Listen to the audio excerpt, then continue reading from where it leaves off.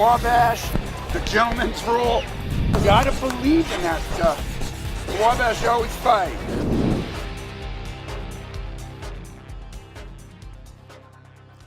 Hello and welcome to the Don Morel Show, your chance to hear the thoughts and comments of the head football coach of the Little Giant program. And Coach, we get ready for a game at Kenyon this weekend, but it's a game that'll also have a little bit of a cloud hanging over it. Some tough news for the Wabash College football team this week with the passing of Evan Hansen, starting linebacker, 4-year starter for you and captain on the football team, passed away on Monday. How have you and the team dealt with that news and continued your preparations for the Kenyon game this weekend? It's been a treacherous process. I think our team knows it's a process. There's not an answer to it, and this is going to take years to recover from. We've received tremendous support from President Hess, the Counseling Center, just various other people in this matter, and we're taking it one day at a time. Evan's funeral is Friday at 1 o'clock at Our Lady of Mount Carmel Church in Carmel. We're going to attend that. And then just on a personal note, and every guy on our team just hurts at a level it's impossible to explain. Evan Hansen was the finest young man you could meet. It's tragic, but we are trying to remember the best parts of Evan. He was loving and funny and gracious and kind, and he will be missed every day. Our thoughts, of course, are with his parents, Chuck and Mary, the rest of their family, and with the members of your Wabash football team as everyone deals with this tragedy. But you will be on the road. The team will travel, as you said, to the funeral on Friday, and then you'll continue the trip to Gambier, Ohio, and you'll take on a Kenyon football team that is very familiar with their home setting this year. They've already played 2 home games. They'll have their 3rd in a row when they take on the Little Giants on Saturday. And it's a team that has a very good veteran quarterback in Thomas Merkel. Already has thrown 4 touchdown passes this weekend, or this season. He threw 3 over the weekend in their loss to Oberlin, threw for nearly 400 yards, 69 pass attempts. So your young defensive backs will probably get a good test this weekend, I'm guessing. I think we will, and one thing I'll say ahead of time too is talking to the counseling people on our campus. They think playing the football game is a great idea. We really did consider this for our kids, so we're going to do it. It's going to be healthy for them.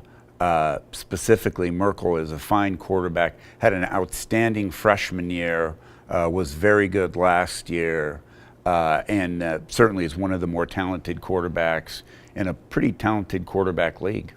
It seems like every year that you see Kenyon on the schedule, they always have a good wide receiver who's capable of putting together big plays, and that's no different this year with Ian Robertson. He caught 15 passes this past Saturday in the loss to Oberlin for 194 yards, and one of those 3 touchdown passes from Merkel. What do you see from him on film and that you've seen previously that makes him difficult to play against? Number one, he just catches every ball. It seems like if the ball's near him, he catches it. He's athletic and long, and he will be a challenge for us to stop. Score last week was 35-24, Oberlin coming away with the victory. It's an Oberlin team that was a little bit outmanned in terms of numbers, and Kenyon comes into the game against Wabash 0-2 this week, but it is a good talented team. They do have some good players on defense as well. They were able to do some things against Oberlin. What do you see from them defensively that will be a challenge this week? I think first of all, their defensive staff is one of the best in the conference, and where they may not have some of the best players in the conference at some spots, they do a great job. We have tremendous respect for Kenyon College.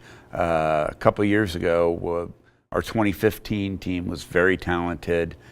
Kenyon came here and it was 7-0 at halftime. I'll never forget that. They did a great job. 2 years ago, I think we beat them 24-6 in a really good football game. Last year we got out ahead of them. That was a little earlier in the season than it is this year. So we'll find out Saturday. They had a couple of players with really good games last week. Sam Dickey had 15 tackles. Tom Zaleski had 15 tackles, a tackle for loss with a sack. So they're capable of putting some pressure on your quarterback, Jake Reed. What do you have to do to try and maintain the protection that he's seen thus far this season? Well, hopefully, first and foremost, we want to come out and try and run the football. And I think they're going to make it tough for us. And then certainly we feel like we can throw the ball if the weather is cooperating. That didn't happen a whole lot last Saturday, but we're confident we have good people to throw to, and we want to kind of spread the ball out. Well, that's a good segue into your game last weekend, a 16-13 victory over a very talented and very big Wisconsin-Stevens Pointers team. It was a game that you really controlled things early, but both teams kind of traded some turnovers, and Wabash your team struggled a little bit to get the ball into the end zone. You had, I believe, 5 trips to the red zone, only scored on 2 of those, and one of those came near the end of the game with Austin Hoover and his 5-yard touchdown run for his first score of the season. What does this team have to do to be better in those scoring situations? Number one, we need to hit some field goals, and our kickers know it. They were out there yesterday kicking. We're going to be out there today kicking. We just need to rev up that part of our special team game, because right now it's very poor and there's no secret about it. I think Saturday I was really disappointed the way we played offensively. And then you realize it was raining. And then I went home and I watched Purdue play Eastern Michigan, and it looked like our game.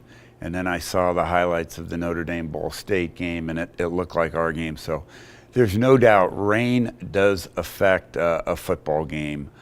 Luckily for us, we had the ability to run the ball. Well, and you also had the ability to run after the catch. And I'm thinking specifically of a great play by Matt Panola, who just continues to be a star player on this offense. And give credit where credit's due. He got an outstanding block from Oliver Page downfield. But Matt must have broken about 5 or 6 big tackles. He could have been tackled for about a 10-yard gain, for a 15-yard gain, for a 25-yard gain. But he just broke through tackles, and then Oliver got the big block downfield. Matt cut it back in, and it ended up being a 54-yard touchdown. When you've got a player like that, does that make the other players, when they know Matt's got the football, that he's going to try and find a way to get to the end zone? So you've got Oliver Page, who's a good blocking wide receiver and a good catching wide receiver.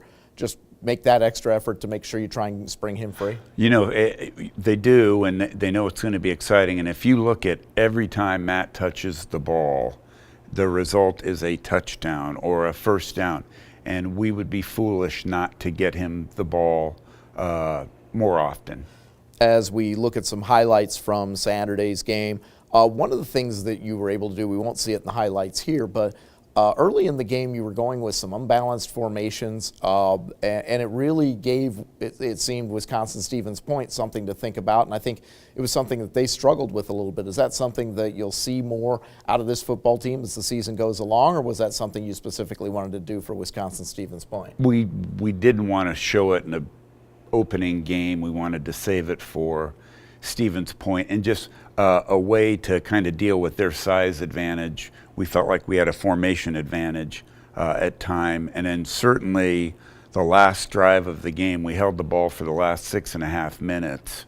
All of that was in some kind of crazy unbalanced formation that allowed us, and Austin Hoover came in and did a great job, as we would expect, to really end the football game. Yeah, last weekend was, of course, Senior Day, and what a great tribute to a senior who has really stuck it through the program, has never been a star in the program, as in the guy that's going to be written about every week, but he's a guy that's really contributed in every way possible throughout his 4-year career, and Saturday he got a chance to be that star, and he really took over. Austin Hoover with that big 5-yard touchdown run, but as you mentioned, until you got to the kneel-down situation on the final 2 plays of the game, he carried the football 8 consecutive times to keep that clock grinding and wind 5 minutes off the clock to be able to run it out. He did, and we're fortunate to have the backs we do. I think they're all really good football players. But for that situation, he was the perfect guy. Ike James ended up rushing for 100 yards again, 120 yards on 26 carries. Hoover, as we mentioned, he had 16 carries for 69 yards and the only rushing touchdown of the day. Isaac Avant had 9 carries for 32 yards. So you got another good rushing performance with 54 carries for 218 yards. Jake Reed, numbers were a little down from the previous week, but you've already talked about the rain and the weather conditions overall, affecting that. Still threw for 140 yards at 11 of 21 with the 2 interceptions and 1 touchdown. So offensively, you were still able to keep a pretty good balance overall. With the weather, obviously a little more run heavy than you might normally want to be, but you really kept things honest, being able to mix the pass in, it seemed. We did. One thing I think very few people understand is when you start a drive, you have a dry ball. But as long as that drive is continuing, you play with the same wet ball that gets more wet and heavier. So at the end of the 16-play drive, the ball probably weighed 2.5 pounds. It does make it difficult. So hats off to the offensive line as well for the job they did. But now let's turn the corner to the defensive game. And we've already seen on the highlights, picked off 3 passes, forced another turnover. Jose Franco, the defensive player of the week for the North Coast Athletic Conference. But you had guys, Jake Page got his first, the classic line of the weekend for the broadcast for Jim Amadon and Steve Hoffman was first career interception. Jake Page gets his first career interception and got a great return of 27 yards. Patrick Kelly got his first career interception, and then Jose Franco ended a scoring drive by making a pick in the end zone, and then later in the game when you got a fumble, Franco was right there to jump on it. So you really were able to frustrate Stevens Point with not only the play of your defensive front by keeping their running game really shut down, looked like they were trying to be a little more balanced than the first week, but your defensive backfield really showed a lot on Saturday. They did, and when you mention those names, Jose Franco is a freshman, Patrick Kelly's a sophomore, Jake Page is a sophomore. It's a young group out there, but we think they're good. We think they're good players, and we've shored up the concerns we had a year ago about the 2018 secondary are gone. Well, that makes the KG veteran in that defensive backfield, Artie Akiwa, who is just a junior. So this is a backfield that the Little Giants Little Giant fans hope to see intact all of this year and all of next year. And you've got some good guys that are also able to spell them a little bit, who've really given you a lift in practice and are available on game days as well. We do, and I didn't mention Nate Bowman is an outstanding player. Cameron Ferguson is a freshman we're developing, so we do feel pretty good about that. Your defensive line, as we mentioned, week 1, Wisconsin-Stevens Point really focused on their passing game. Looked like they wanted to try and run the football a little more. Obviously, again, the weather conditions probably dictated some of that.